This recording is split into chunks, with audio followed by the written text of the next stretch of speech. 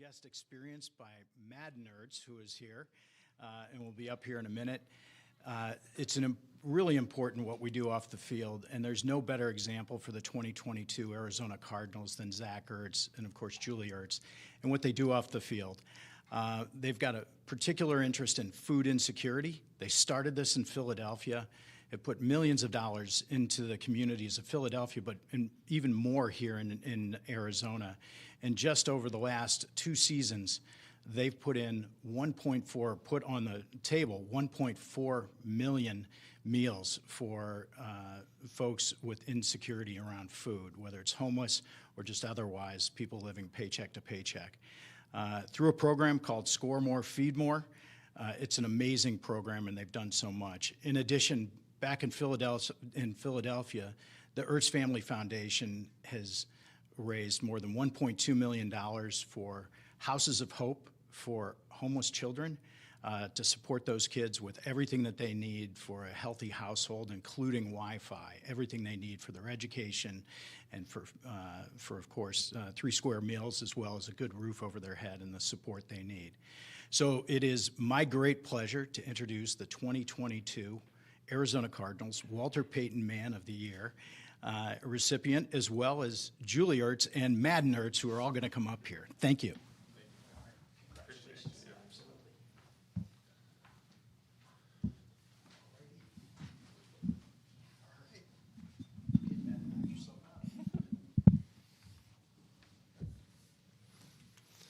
Hey guys, long time no see. Obviously, it's an honor to receive this award, this nomination, to be the Arizona Cardinals Man of the Year. Something that we don't take lightly. Obviously, Walter Payton was a phenomenal player, but more importantly, he was a phenomenal human. And so it's really special to just be mentioned in that kind of light.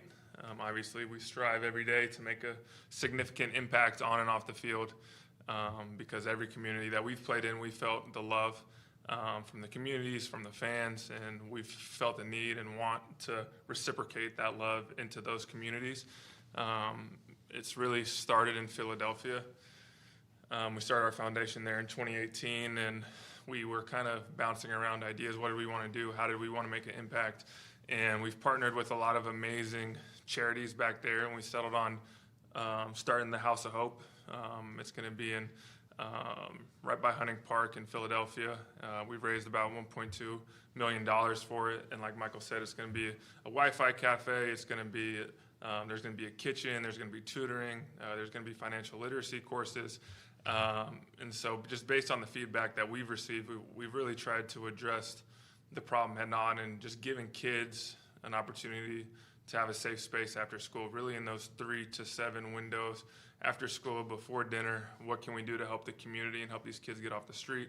And so we created the House of Hope. And then when we got out here, obviously things happened quickly, and we wanted to make a difference fast. And the best way that we knew was addressing the food insecurity. Obviously having a son now, and just seeing how important food is. Obviously I knew it, Julie knew it, but just the fact that I think 1 in 7 was the number 1 in 7 kids in this state deal with food insecurity. And so for us, it really hit home, especially since Madden's been born. And so that's kind of where we've tried to make a mark off the field. And it truly is an honor to be nominated for this award.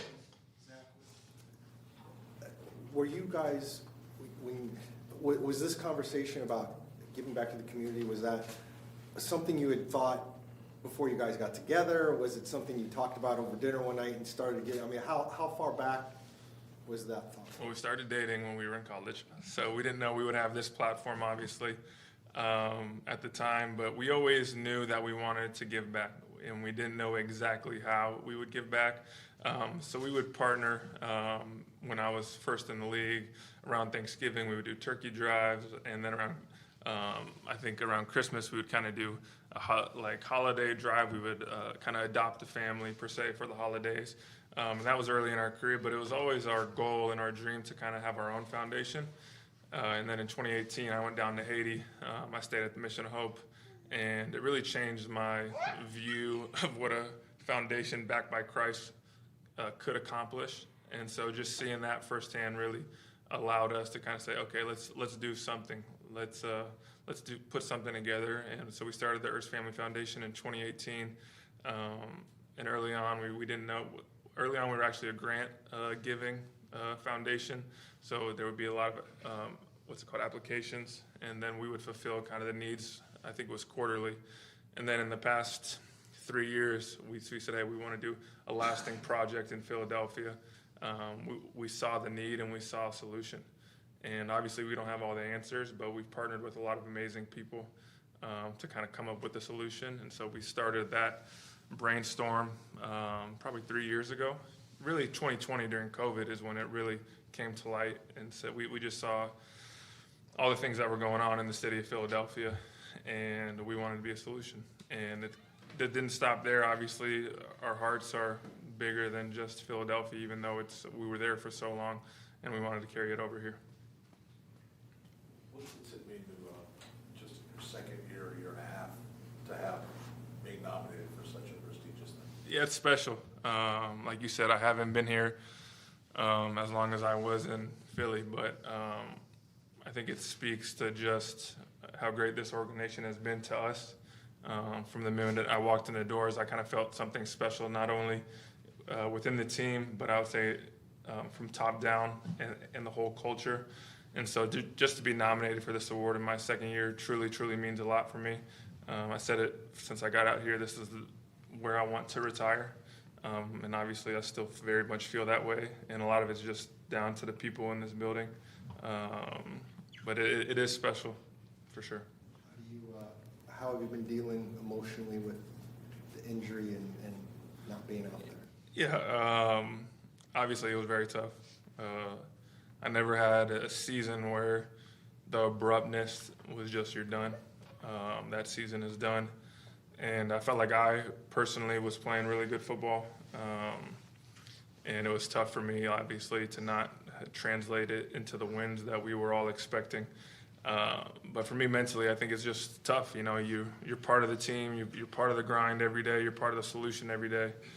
And then to just have the season kind of stop, it was tough. It was tough for a week. And then once I was able to get surgery and kind of formulate a plan to go forward, it was, all right, let's attack this thing now. And that's all I've been focusing on ever since, is to be the best player I can be. Going into next year, the best version of myself. And I've learned a lot, obviously, about myself over the past month. But this guy's helped a lot to get me through it, obviously. What was the extent of the knee issue? Yeah, it was ACL, MCL. We didn't know exactly. We didn't think the ACL was involved early on.